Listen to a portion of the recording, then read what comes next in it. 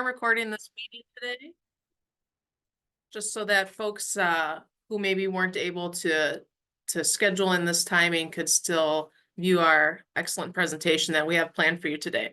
So why are we here today? First of all, my name is Emily Heald. I work for the Water Action Volunteers program based out of UW Madison Extension. And I'm joined with my co-host today, Katie Bradford. She's the program manager for Water Action Volunteers. And Paul Skowinski, the program manager for the Citizen Lake Monitoring Network, is also here as well. And we're so happy to have everyone here today. It's a really nice way to keep our volunteers and program partners engaged over the winter. Can everyone hear me okay? I'm kind of glitching in and out. I hear you. Okay. You're clear. All right. Just making sure there. So yeah, it's just kind of a way to show appreciation and continued education for everyone throughout the course of the winter. And so we're happy to have you here for our first winter water talk of the season. But just so you know, this isn't all we have to offer this year. We also have several other winter water talks. We have on January 23rd, we're going to be talking about riparian property rights in Wisconsin with Mike Engelson from Wisconsin Lakes. And then on February 15th, we're going to be talking about some different factors that affect stream health and river health, and that'll be Mike Miller from the DNR. And then March 5th, we're going to be talking about weather in Wisconsin with the Weather Guys. These guys have a radio show, if you're familiar with that, and they're pretty fun and charismatic, so we can learn all about weather. And if you're interested in learning more about these programs or signing up for them, we have all of the descriptions and links to sign up for those programs at wateractionvolunteers.org/events. And so I'm going to pass it over to Mike Tiboris here in a second. He's from River Alliance. As we go throughout the presentation, you are very welcome to put your questions in the chat. And we usually organize it in a way that the questions are answered at the end. If you have a quick question that's like, wait, go back to that slide, or, repeat that real quick, you cut out for a second, then we'll obviously address that. But for the bulk of the questions, we're going to wait for the end of the program. So I'm going to stop sharing here. And Mike, if you want to go ahead and share your screen, then we can get started with the presentation. There we go. All right. Yep, Is that visible? Yep. Okay, great. I'm Mike Tiboris. I'm the Agriculture and Water Policy Director at River Alliance, Wisconsin, and I want to thank Wave and Emily for inviting me to do this, and I appreciate the opportunity. But first and foremost, I want to thank you all, Waves, because you do really excellent work, and we sort of depend on you to do it, and it's a unique and very valuable program. There's one of the biggest things that we need is a continuous supply of really excellent data and monitoring, and that's so we very much appreciate the work that you do. So I'm going to talk today about agriculture and water.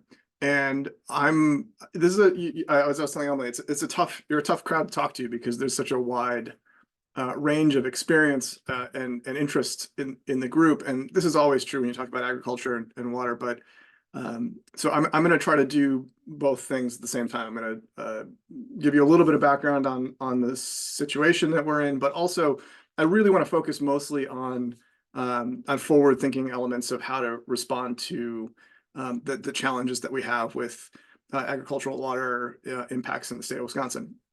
I'm the policy director also for River Alliance, and I get asked, I think, more than anything else about that stuff. There are tons and tons of people working on the physical aspects of agricultural water impacts in the state, both UW and NRCS and elsewhere. So we have a lot of people working on it on the empirical end.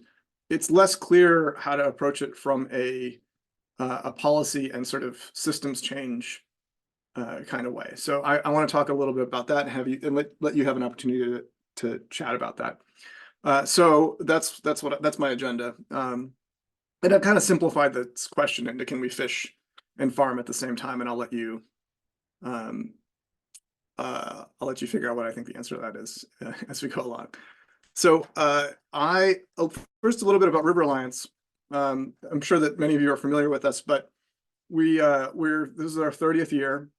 We started as an organization mainly focused on sort of sport uses of the river system in Wisconsin. So this is paddlers and anglers, but we've since in our 30 years expanded to take on basically every water issue that the state has, from an advocacy perspective, from a policy generation perspective. And one of the ways in which we've done this most effectively, I think, is that we provide a lot of support to the volunteer, the small lake and river associations in the state, of which there are several hundred.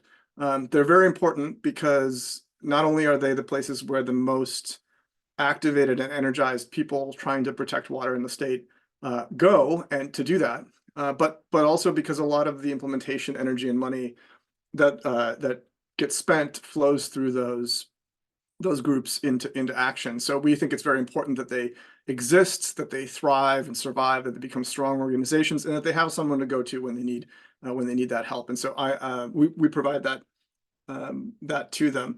Our motto here is empowering people to protect and restore Wisconsin's waters, and that's one of the main ways we do it.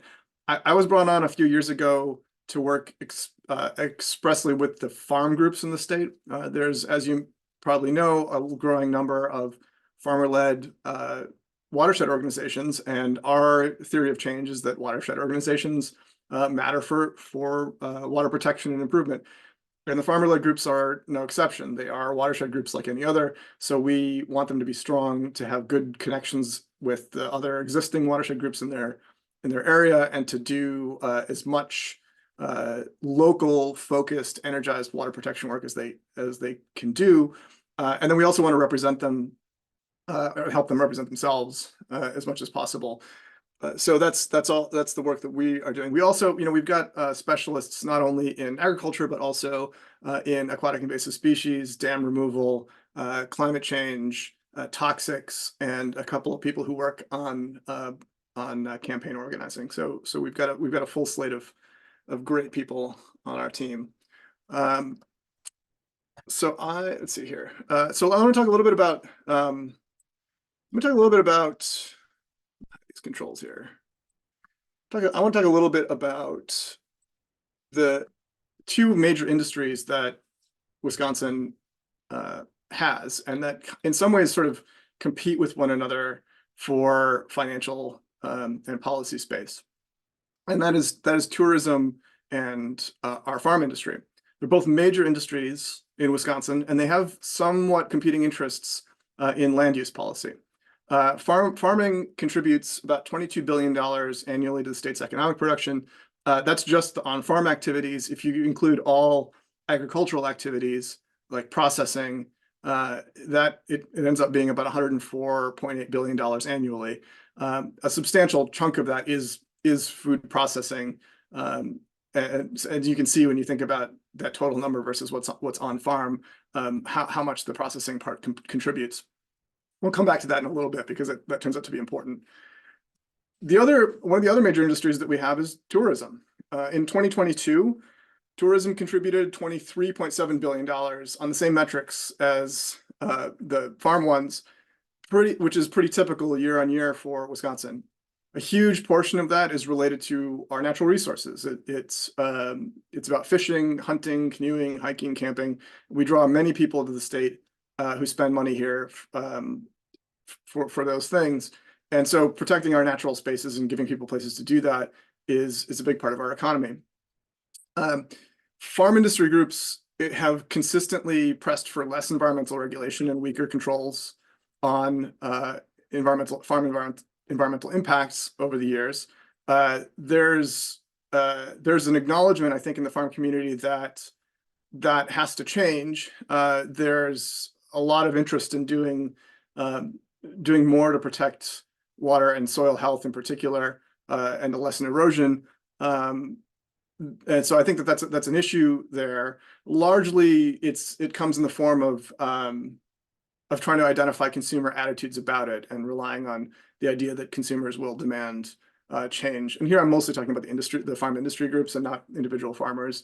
But their attitude is when the consumer demands it, then they'll be more willing to participate in that. The state legislature, for its part, has consistently supported that attitude, and it's resisted providing the support necessary to both DNR and land and water staff at the levels that are necessary to do good conservation work. Has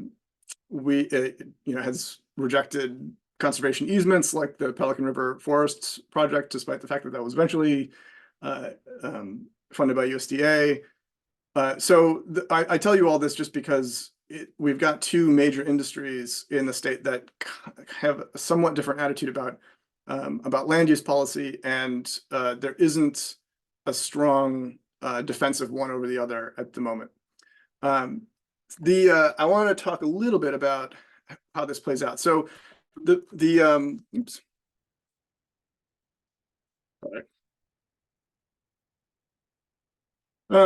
The value of nature and the costs in public health are pretty expansive if we don't consider them in this context. I think many of you are aware that agriculture is a major contributor to water quality problems in the state through nutrient pollution and pesticide and herbicide leaching into ground and surface water.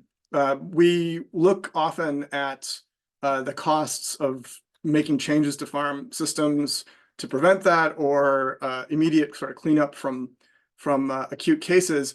But if we consider the larger scale set of costs into public health and other areas that this creates for us, then it starts to confound the earlier picture that we had, that we've got two really productive economic areas in Wisconsin, tourism and farming, because these things cost, they count against the productivity of those things. And these things, the public health impacts of poor water quality are significant elements of public health costs. But when we consider new rules at the state legislature, or new rules that the DNR might accept, they're often explicitly excluded from costs benefit calculations about whether a rule is worth adopting. And that's a problem, because those poor health outcomes are significant, and environmental remediation is not cheap. If we just look at the harmful algal blooms, every kilogram of phosphorus runoff from livestock waste results in $74.50 of economic losses. That varies a lot, but it's often between, how much is lost from a farm field in a year. It varies a lot, but it's usually somewhere between 1.3 and 3.2 kilograms per acre per year. So spread that number across the 14.2 million acres of Wisconsin farmland, and you can see that those economic losses are very significant. They don't often get factored in here, but if you added them in, you'd see that that's an economic drag. Drinking water contamination from nitrate in particular, that's coming from nitrogen fertilizer, affects a huge number of people in the state, and causes, as you're well aware, a raft of public health problems, including several kinds of cancer, neural birth defects, increased rates of miscarriage, blue baby syndrome. And it's estimated that this costs Wisconsin about $80 million in annual healthcare costs. So that's a significant cost also to poor water quality. The people who are most affected by this are drinking from wells, but that's 25% of the population of Wisconsin. So it's a lot of people, and those costs are distributed across a large part of the state. You also might think of other areas in which poor water quality affects other areas of economic concern. For example, property value. It affects liability, and as we've noted earlier, to potentially tourism through impacts on sport fishing and natural areas. And so the point of this is, if you total up the costs, the financial costs, that even if you just look at nutrient pollution, that nutrient pollution has on water in the state, it takes a pretty major chunk out of the productivity of both our farming and our tourism. So it's a drag on that. And most of those costs are paid for by people who are not making decisions about land use or about nutrient, pesticide, and herbicide application. So it distributes those costs pretty widely, and we do pay for them. Farming's contribution to water quality problems are pretty well understood. Again, I'm talking to a big, broad group of people here. So some of you, this will be really familiar, and for some of you, maybe it's new. But I won't dwell on it a ton. And if you have questions about it, I'm happy to talk about it more at the end. But just at a quick pass, if you look at nutrient pollution specifically, phosphorus from manure or fertilizer applied to farm fields affects both surface water and also groundwater. And what we found is that changes in field practice, things like no-till and using cover crops, keeping living roots in the ground year-round, can reduce soil surface runoff, and so reduce the particulates phosphorus, the phosphorus that binds to the particulates in the soil from running off into surface waters in a pretty significant way. A lot of that loss, that surface loss, it happens in a very short period of time in the spring. So we know that a lot of that's happening in the early spring when the snow melts and it's running off into surface waters. But that doesn't account for all the phosphorus loss, because a chunk of phosphorus is dissolved, and that is not stopped by changes to cover or no-till. We still see that dissolved phosphorus escapes that into the groundwater and gets transported away. The lesson here is definitely not that no-till and cover crops don't have a positive impact on phosphorus loss. It's just that they don't completely solve the problem, because the dissolved phosphorus isn't stopped by those practices. Nitrate, meanwhile, which comes from nitrogen fertilizer, fixed nitrogen fertilizer, chemical fertilizer, is more prevalent in row cropping, less associated with dairy, and it gets into groundwater pretty ably. As we noted earlier, nitrate is a health hazard for drinking water, and it's pretty prevalent in the groundwater in the state. A portion of if you look at the things I've got here, you can see the parts of the year where dissolved phosphorus and particulate phosphorus run off, and you can see how different those periods of the year are and when that spikes. So we have a good sense about when this is happening, and that we've got two different sort of problems that we're dealing with. But the reason I separate this out is that we have advocated for, we as the state, the state and a lot of people in farm conservation have advocated for a set of field practice changes that deal with one of these problems, but not the other one. And we're still in the process, just as the human race, trying to figure out how to deal with the other one effectively. On the nitrate side, like phosphorus, nutrient losses in farming are endemic. There's no it's unlikely that you'll have a completely nutrient loss free system. So in both cases you see this, but with nitrogen, nitrate leaches into the groundwater, and some portion of it is gassed off as nitrous oxide, which is a pretty potent greenhouse gas. So this should all be sort of familiar to many of you. Now I want to switch now to talk about what we've done to deal with this problem, this known problem, and what I think we ought to do that we're not already doing. So what have we tried? Well, we spend a lot of money on an annual basis dealing with just farm conservation efforts, which are mainly focused on nutrient loss. In Wisconsin, we spend about $88.63 million a year on conservation efforts aimed at this. That includes both the state and the federal spending for Wisconsin. So it's a lot of money. And what have we done? Well, a big part of it is monitoring, which you participate in, but is not just you. There's monitoring happening at other parts of the university, privately, with some of the producer-led groups and others.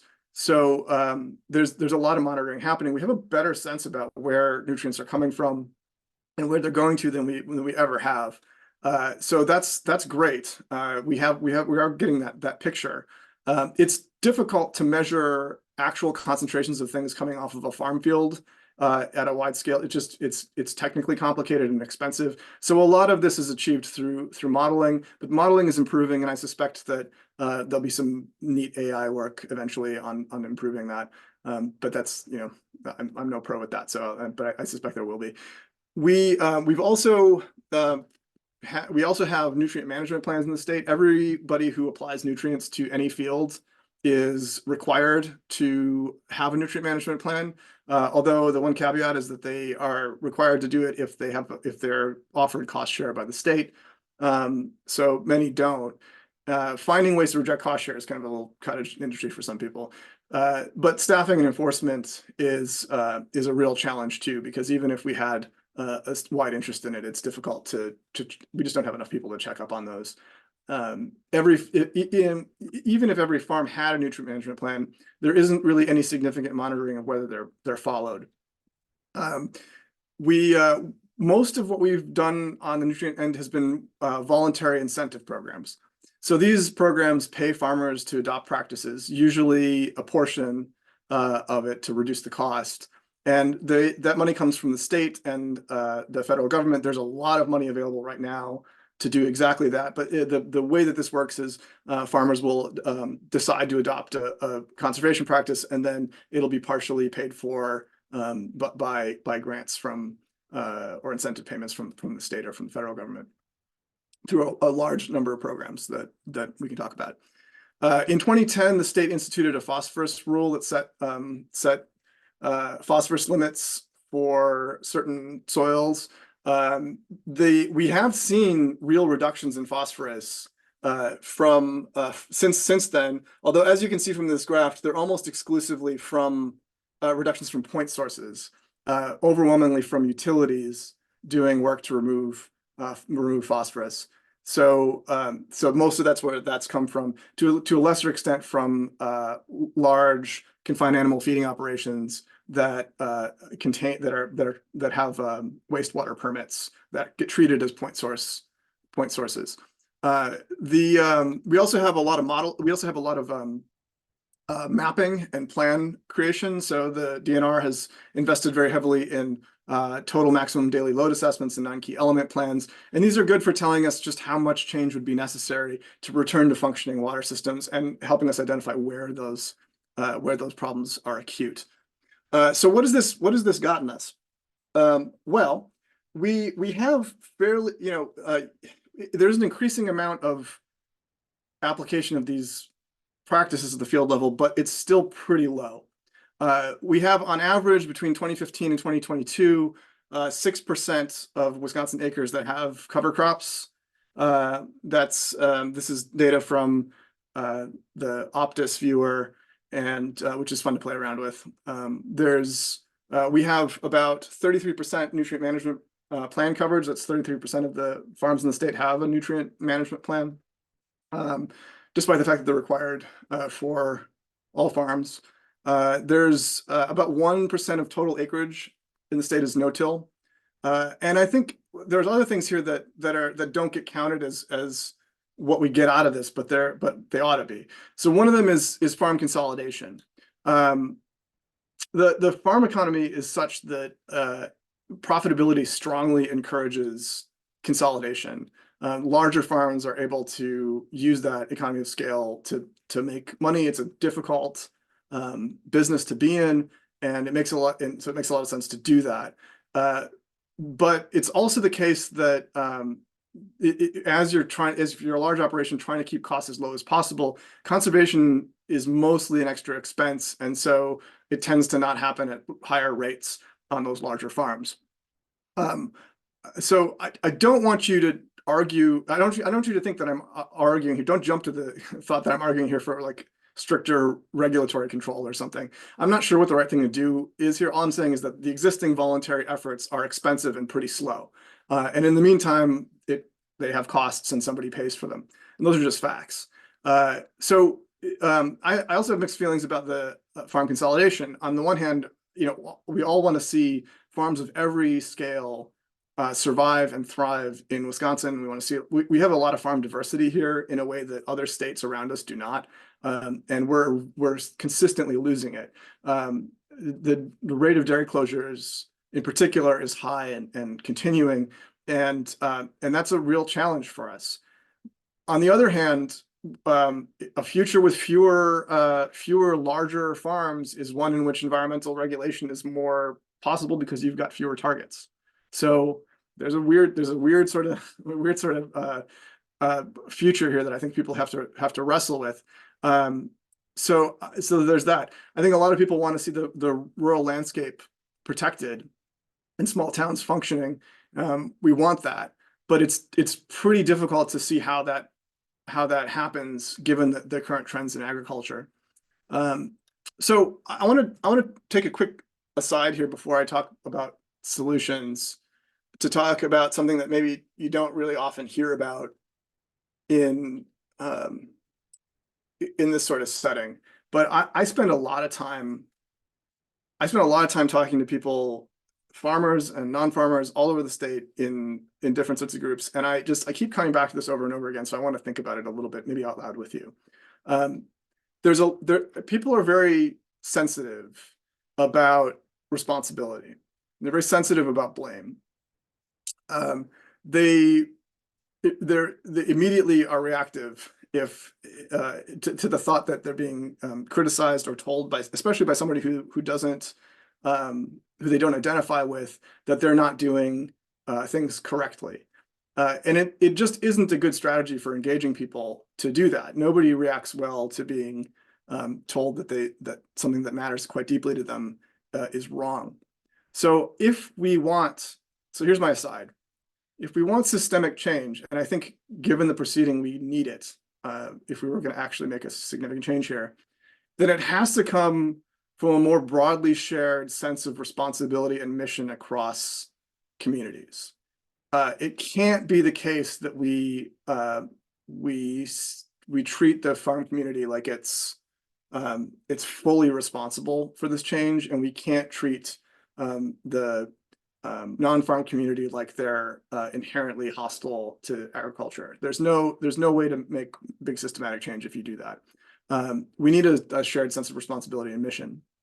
And I'll say that the way that we've approached this through the voluntary programs that we have, I'm editorializing a bit, but I think it largely puts the responsibility on farmers in a way that lets everybody else off the hook in a not so great way.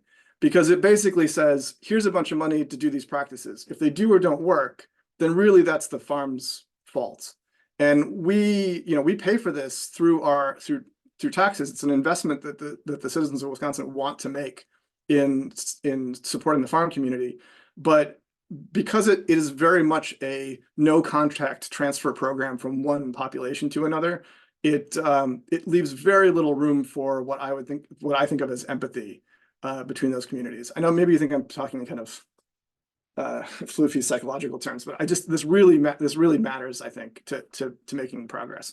So the farmers are really quick to point out that they produce what they do and how they do it because it's what the market demands, or it's what the supply chain demands. Sometimes when I talk to them about this, they say consumers, but I don't really buy that, because I think a lot of times the farmers don't have much contact with their consumers in large part. Some do, but many don't. What they may be talking about is the intermediaries, of whom there are many, processors, wholesalers, institutions, retailers, and people who stand between the farmers and ultimately you and I as we consume food products. The way we've set up the voluntary programs effectively creates a situation in which if the results don't occur that we want, then the general public gets to say that it's the farmer's fault. We paid for something and it didn't work and they didn't do it. And I think that that's a bad outcome if we're trying to make change. It might well be the case that farms are the best place to intervene on the nutrient cycle because that's where nutrients are being applied. But it has to be approached in a much more socially united and less fragmented way. But the question here is how. Ultimately, I think consumers and farmers have to be on the same side of this to get leverage to make big changes. How do we do that? So how do we do that in general terms? River Alliance's attitude and mine at the moment is that we do this by expanding what we're considering. So we often, in the way that we approach nutrient reduction, we think really just about farm field practice. We think about what changes could be made at the level of farm field practice and how to incentivize them and what to do when they don't do enough. But if we considered the fact that what happens on a farm field is influenced by the way that the entire food system works, and we zoomed out a little bit, we might see some places in which changes would either have direct water quality benefits or where they might make it easier or more productive for farmers to do field practice changes. We, over the last year, have had a project called the Wisconsin Agriculture Agenda that we're in the process of rolling out materials for in the new year that got together. Basically what I did is I got people from across the food system who were experts in their particular node of the food system, and I forced them all into a room, and we had a series of discussions where we talked in candid terms behind closed doors about what you would need to change and to make a significant difference here. And what we were probing for was areas outside of field practice that we might approach as an area of policy change. And we came up with a short list of things. There was more than this, obviously, but we came up with some interesting areas that are not really heavily engaged on at the moment. And I want to tell you a little bit about some of those and kind of how we're thinking about them, and then we can chat about them in the Q&A. So a few of them were things like this: changes to farm financing. Farmers respond necessarily to the banks and lending institutions that make it possible for them to farm. Farming requires big infusions of capital at the beginning of the year and working with large amounts of debt. You have to have a relationship with your lender. You're going to do what they will permit you to do. Agricultural lenders tend to be very conservative. They tend to focus on the traditional metrics of financial creditworthiness. They don't really tend to consider conservation, soil health, and that sort of thing as a part of what sorts of loans they want to make. And there are some regulatory reasons for this, but many of them are just sort of being used to the traditional metrics, not necessarily thinking about these things. That's a problem, I think, not just for the farmers, but I think it's a problem for the lenders as well. Many large banks have moved away from this because farm lenders in particular, they're geographically concentrated. And as we're seeing, if we expect climate change to have significant effects on fairly local areas of weather variability, that puts an entire portfolio of lending at risk. And so they ought to be thinking more about this. We came up with a strong interest in changes to processing, how that works and what sorts of processing ought to be invested in. Some of this has to do with procurement, how institutions go about large institutions, schools, hospitals, prisons, especially state-run ones, go about doing their procurement for agricultural products, and how they might influence the source and standards by which those products are produced. For example, right now, state institutions are required to take the lowest bid for whatever product they're trying to purchase, and so that tends to encourage us to, for example, import carrots from far away, even though they're grown here in Wisconsin. Some amount of this is influencing agribusiness, going to the larger companies that make demands on farmers, really make demands on wholesalers and processors who make demands on farmers, to try to get them to take a stronger hand in not just offering advice and education, but to making real changes in what they want for their businesses. And we also talked a little bit about waste reduction. A full third of the food that's produced in the state gets wasted. A huge chunk of that, 40% of the total waste, is consumer waste. So this is food purchased by people and then never eaten. All of that food that's wasted represents 100% loss of the food, of the water, fuel, nutrients, energy, time that was put into producing them. That's a huge waste, and you could seriously cut down on agricultural impacts by just reducing that waste. We also looked at some ways in which you might expand to think about areas outside of the food system that have an influence on these things, and have an influence on what sorts of decisions farmers make at the field level. One of the biggest ones that we discussed was land access for new, young, and BIPOC farmers, Black, Indigenous, and people of color farmers who face the very serious hurdle right now of being able to purchase land at all. It's extremely expensive to get started, and there aren't a lot of opportunities to farm unless you already have a family that's farming. As a result, we don't really have that infusion of smaller, mid-sized, creative, new, young farmers that I think would make a pretty significant difference in both like production and market mechanisms. So we haven't had that, and we aren't really supporting that. We also discussed healthcare access. I can't tell you how often discussions about farm conservation that I have with farmers turn into discussions about healthcare access. And those of you who work in this space could probably nod along with that. It seemed weird to me at first, but the more that I spent time with it, the more I get it, right? Like, I mean, if you want to spend more time on your farm, but you can't, because you have to have an off-farm job so that you can get health insurance. Healthcare access and healthcare access itself, just access to clinics and good healthcare in rural Wisconsin is increasingly difficult to come by. If we want farmers to stay on the land, if we want farm families to stay on the land and do good conservation work, then we have to support their ability to actually live there. And healthcare access is a big chunk of that.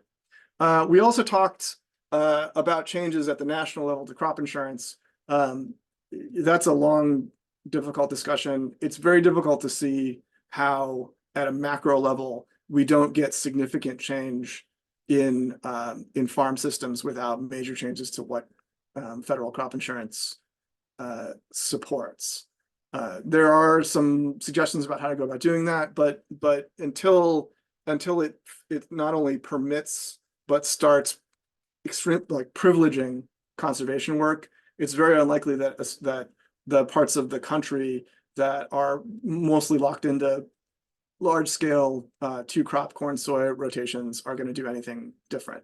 And I work on a couple of research projects that involve talking to people in the I-states in Indiana, Iowa, and Illinois, and the pervasive sense is that they don't like where things are going, but they don't have a financial exit strategy. So that would need to change in order for them to do that. It's not as big a deal in Wisconsin as it is other places, but as we grow into a place that has increasing amounts of row cropping, it will become an issue. So what's the plan for changes here? Can we fish and farm at the same time? So I'll come back to my question from the beginning. I think the answer to that question is unsettled. And I think the answer to it has to do with how we respond to the difficult responsibility question. We can't do it without hard choices. There's no way for us to achieve our environmental and public health goals doing what we're doing now. The progress is too anemic. And even if we're fully subscribed, we know from the TMDL analysis that it wouldn't be adequate. Nobody is arguing for zero impact agriculture, but I think if we continue down the road we're on, it's not the outcome is not great for us environmentally or for the farm community. And it's not good for them because they drink the water too. And because I think that the pattern that we're in strongly favors consolidation and is bad for the majority of farmers in Wisconsin. So we have to rebuild a kind of shared Wisconsin land ethic that we've more or less lost. And I think that the way to do that is to broaden our perspective on the food system and think about how we all have a piece in it. At the risk of being too holistic or something in a way that's not helpful, or thinking about this from 1,000 feet in the air. Even just identifying individual areas of connection between consumption and production that we're not currently targeting that would have that sort of impact, that's really important. If even we just spent time on the farm financing element and made it a priority to get to encourage agricultural lenders to privilege conservation, you would see change. So there's areas outside of field practice that make a difference here. So can we fish and farm at the same time? Probably not, without making some pretty hard choices. I think we should want to preserve both of these elements of Wisconsin's heritage and economic productivity, and we're going to have to make trade-offs to do it. We probably can't get there without making pretty big changes to the way that we consume, to the way that we legislate, and to the way that we engage with companies that we purchase from. I've seen this future, and it's not great for us, the fish, or for 90% of the farmers out there. If we're willing to make some hard choices and find allies in one another, then I think that we do have a shot at it. So I'm going to stop there, and happy to talk through any part of it. And I'm on Zoom, so you can't actually hit me with a tomato, but go ahead and try. So there's that. I can stop sharing too. So you don't have to stare at this big thing here. We can see each other.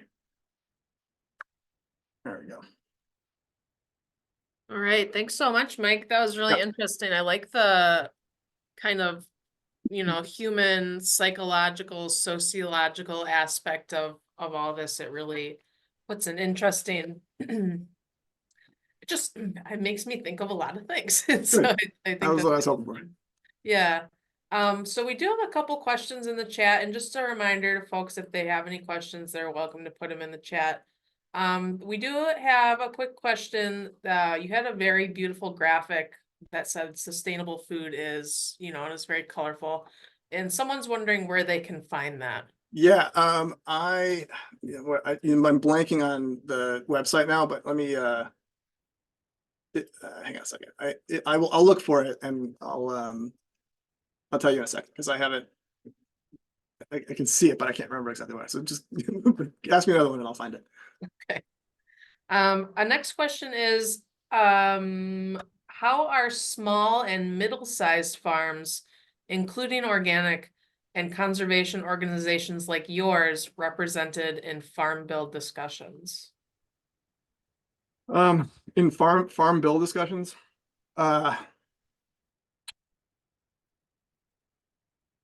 so the problem is that we are less represented than we ought to be on that front. Senator Baldwin is on the Appropriations Committee for Agriculture, but Wisconsin's underrepresented on the agriculture committees. The reality is that nobody in Congress wants to touch the stuff that would make the biggest difference here. And without a pretty significant sea change in people's attitudes about this, I don't think there's much chance of that. However, I think that I think people are starting to notice a couple of things about this. The vast majority of crop insurance payments go to a small number of farmers. It's not helping everybody. It's helping a small number of very large farmers. Not only that, despite the fact that we've had record amounts of subsidy payments, we haven't really seen net farm income increase the same way. And in fact, we've seen a lot of net, like there's been years where we've spent a huge amount of money and seen net farm losses. So it's not doing what it's supposed to do. And I think ultimately people will, if enough people notice that, they'll say, well, what exactly are we paying for here? The changes that I think it would make the biggest difference if we didn't want to just sort of restart the way that we're approaching this. I mean, we have this sense that this has been going on for forever, but really it's only been since 1980 that it's worked that way it has. And you got to remember that the way that it's organized is pretty strange. There's a small number of farmers, it's a lot of money that get revenue insurance, not just disaster insurance. So they're compensated for not making as much money as they expected to. And that insurance is required to be offered by insurance companies who wouldn't take that bet if they weren't made to do it. And so they're guaranteed a rate of return, 14.5% rate of return by the federal government. So the system is designed to prop that up. I think if people acknowledge that, they'd be less supportive of it, or maybe they'd be more. So I don't know. That's the main thing I can think of. Yeah. Do you want me to answer the question? Do you want to field it for me? I found the website, by the way. I was looking for a pretty version of it. It's from the International Confederation of Dietetic Agriculture, or Dietetic Association. Sorry. All right, sounds good. Thank you Yeah. for that. Our next question is, do you have a source for nitrogen levels chart? And this person's wondering, when they do nutrient testing, they're looking for something to refer to. Are you for nitrogen? So I think a nice easy place to go to for high level stuff. It depends on what you're looking for, but if you're looking for let me try to find the EPA. So the DNR has a nutrient reduction strategy that they released and updated every few years. That's a really good place to start. They have that sort of state level data, and it's interesting. They've got stuff for both nitrate and phosphorus in there. There's less, as you probably are noting, for nitrate because we don't have a nitrate standard or nitrogen standard. So that's less available in that document. It depends on what you're looking for exactly, but that's where I would start, as with the DNR's nutrient reduction strategy. All right, our next question, someone is wondering about Wisconsin's Office for Outdoor Recreation. This person thinks that they do a great job of champion for the economic significance of the outdoor recreation economy in Wisconsin. And they're wondering if you have any comments on that new office, if you're a fan, and what we can do to support the new office. I mean, I don't think I really have any strong opinions about it. I don't know enough about it to say something intelligent. I'm aware of it, but I'm not an expert in that. Sorry. That's all right. Let's see here. Are there any other questions that anyone has? I know we have some links in the chat to get that gorgeous sustainability picture out here. And people are welcome to unmute themselves to ask questions at this point as well.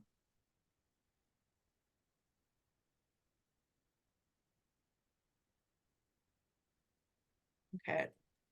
Well, I can ask a question. This is Katie. Okay. Katie Bradford.